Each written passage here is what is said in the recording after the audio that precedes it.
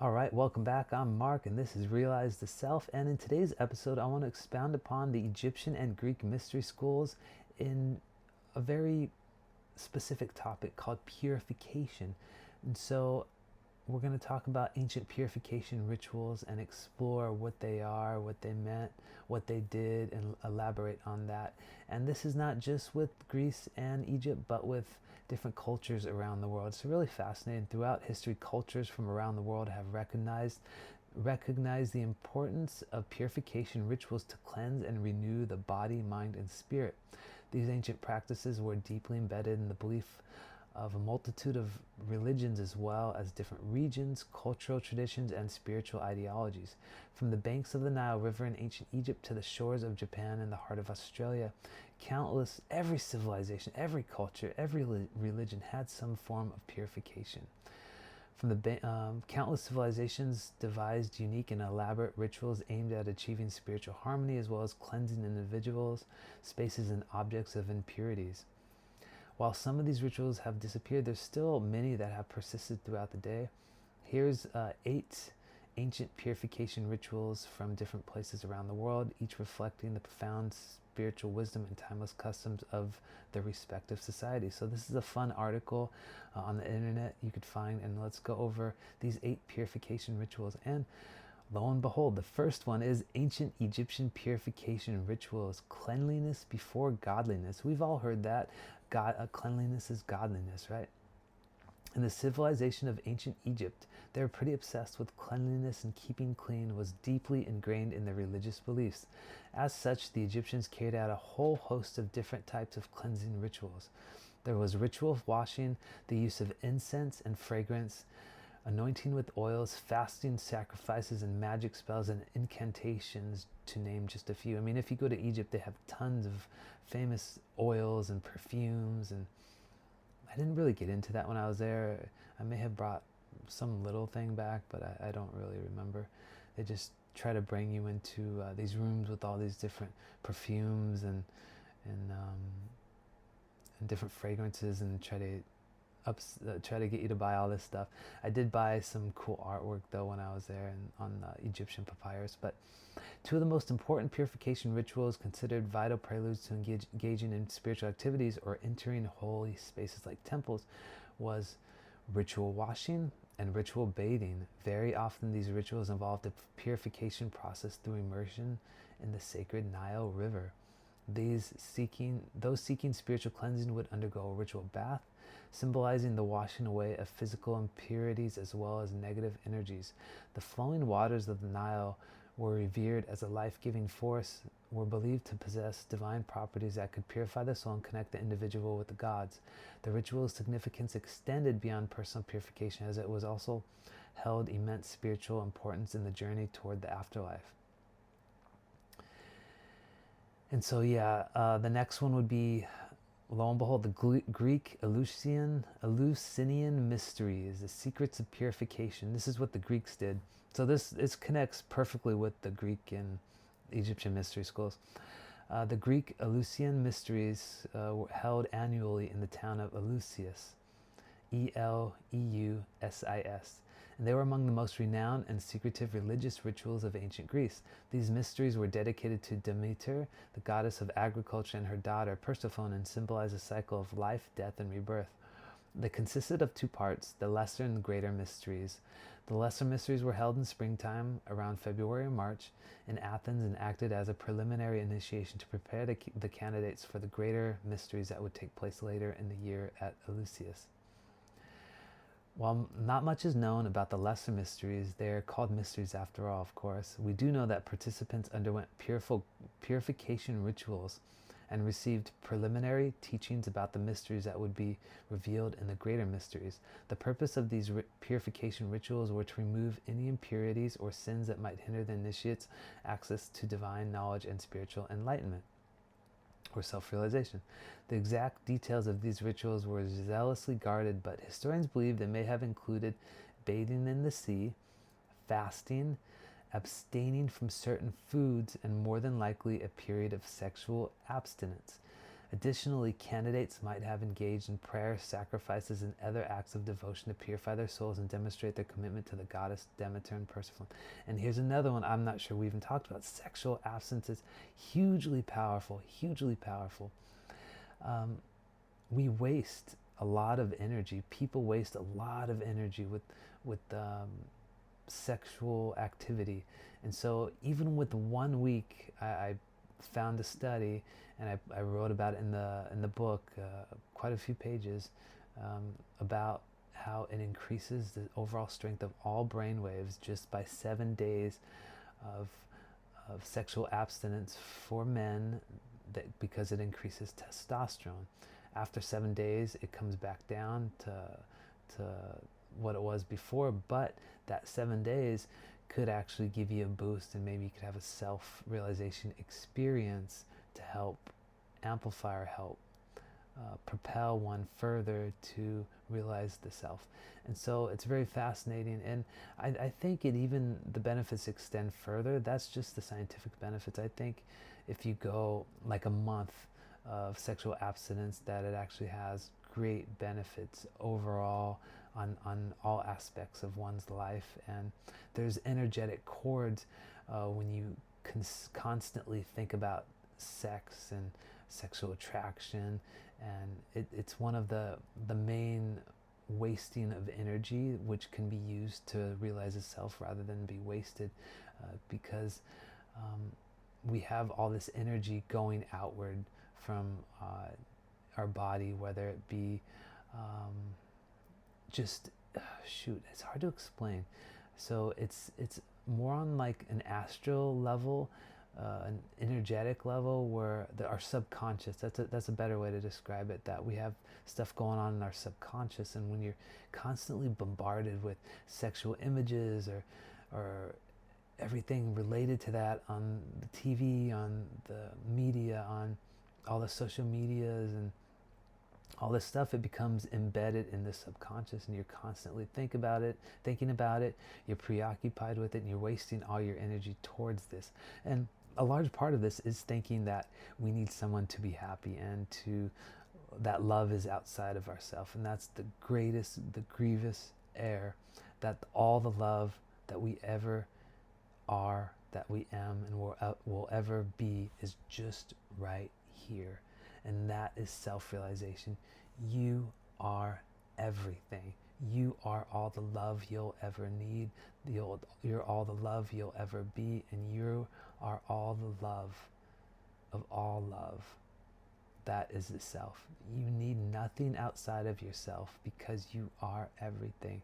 You just have to realize who you are, which is the self of everything. And that's it. So when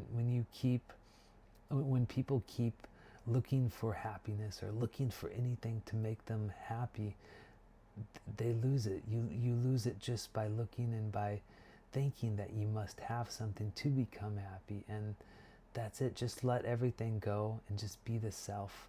You don't need anything, because you already are everything. And that's part of self-realization.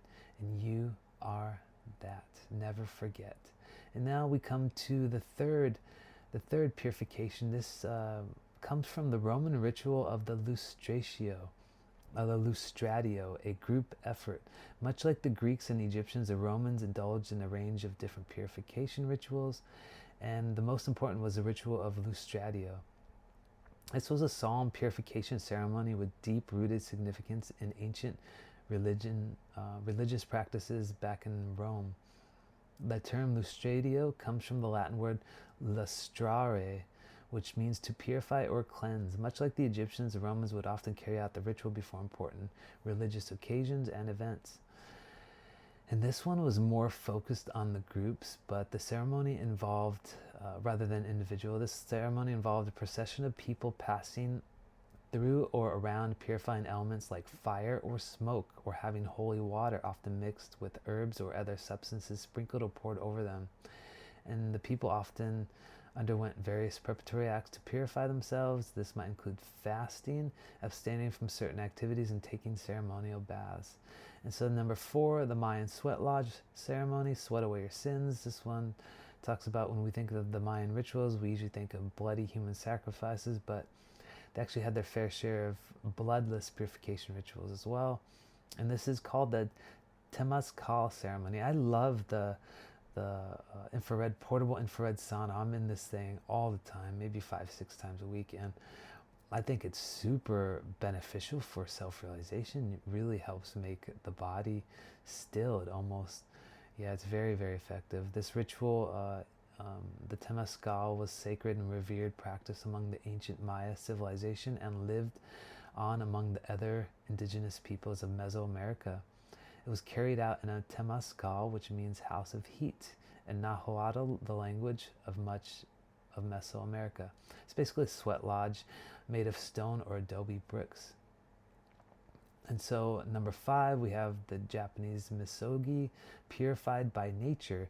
And in Japan, one of the most popular purification rituals is known as the Misogi, or Misogi ritual, which can be translated as ritual purification. The tradition dates back centuries and is deeply rooted in the Shinto religion. It's a spiritual practice aimed at cleansing the mind, body, and spirit of impurities and negative influences to achieve a sense of renewal and spiritual clarity. The Shinto religion enjoys close ties to the natural world, and so Misogi is usually performed in natural settings such as rivers, waterfalls, or the sea, and is considered a sacred and purifying element in the Shinto beliefs. They believe that by immersing oneself in running water, physical and spiritual impurities are washed away. This allows believers to establish a deeper connection to the kami, K-A-M-I, are minor spirits that are deities that inhabit nature. And so, yeah, that's really fascinating. Number 6, Native American smudging ceremony. We've all heard of this, and a lot of us has probably done this. And this is a Native American smudging ceremony. Is a sacred ritual performed by various indigenous tribes across North America. It varied substantially from tribe to tribe. Usually involves burning sacred herbs such as sage, cedar, sweetgrass, or tobacco in a smudging bowl or abalone shell. Then that smoke produced was gently fanned over whatever is being cleansed, including people or an important space or a sacred object. The smoke served 2 purposes. First, it is thought to purify them from negative energies, thoughts, and spirits. And secondly, it also helps also believe that smoke can act as a messenger carrying people's prayers to heaven. And then, what do we have? Number 8, there's the Jewish Mikveh, purifying bath. There's the Mikveh is a ritual bath used for a range of purposes in Judaism and is mainly used for purification. This practice is deeply ingrained in Jewish tradition and has been observed by both men and women for thousands of years. And then we go to the last one, would be the Hindu Panchakarma. This is a very thorough cleansing. Oh boy, yeah, I don't recommend this one for most of us. Of all the rituals on the list, the Panchakarma ritual is probably one of the most grueling sounding. It translates to 5 actions or 5 treatments in Sanskrit, and it refers to the 5 therapeutic procedures involved in this holy cleansing and detoxification regimen. It is designed to balance the 3 doshas, the Vata, Pitta, and Kapha, in the body and remove accumulated toxins to restore optimal health and vitality. These are similar to the old belief in the 4 humors, and it is believed that imbalances in the doshas and the presence of toxins contribute to various health issues and diseases. The first of these 5 treatments is the Vamana, or the emesis, which involves therapeutic vomiting.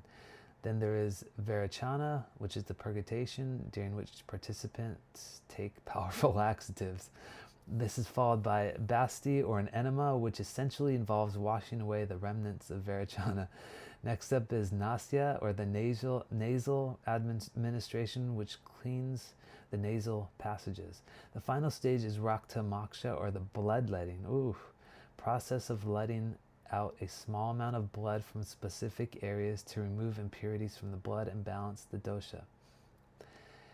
The ritual changes from person to person and typically begins with a thorough consultation with an Ayurvedic practitioner who assesses the individual's doshic imbalances and conditions. And then there's a treatment plan for each individual. But all these 5 different purification techniques are actually very similar to what people actually do today. For example, donating blood would be letting out a small blood, letting out blood to remove impurities from the blood.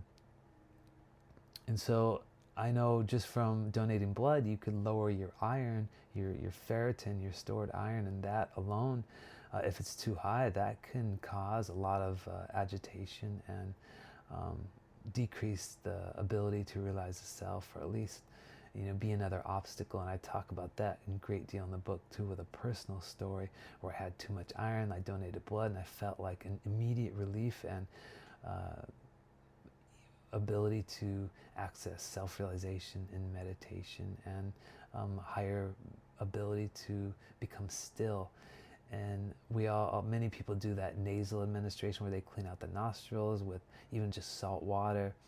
Laxatives, people take laxatives before surgeries or appointments. I know the Sufis had a purgative that they would take every 3rd day. So this is very common. And when you are all cleansed out and purified, you actually feel a deep connection to the self, and it's very effective and highly recommended to make sure the body's clear, that you're going to the bathroom, your bowels are moving every day, you're not constipated. That's a huge one. And a lot of that has to do with food, not eating too much meat. I'm not recommending any particular diet. I'll go over a diet later on, but either a predominantly vegan diet or a predominantly carnivore diet where you're eating nothing but meat or no meat is probably not great for most people. A well-balanced diet is highly recommended. And whole foods, non-processed foods, is probably the biggest culprit, the biggest benefit that could have the most benefits on self-realization, is reducing your processed food intake. This is highly important, not just for self-realization, but for overall health and well-being, your mental and physical health. Highly important, super important. Get off processed foods. Eat as much whole foods and balanced food as you can, not too much meat, and you're good to go. You don't want to eat meat every meal of every day, ideally, unless maybe you're an Eskimo, or maybe you're a Maasai warrior in Africa and that's all you can eat. But aside from the majority of the population of the world, it's definitely not recommended to eat extremes in any sense. So a well-balanced diet of unprocessed food and whole foods is recommended for most people. And we'll go into another dietary recommendation later on. I found a lot of cool stuff that you'll find. Thank you for being here, and that's it for today, and we'll see you on the next one.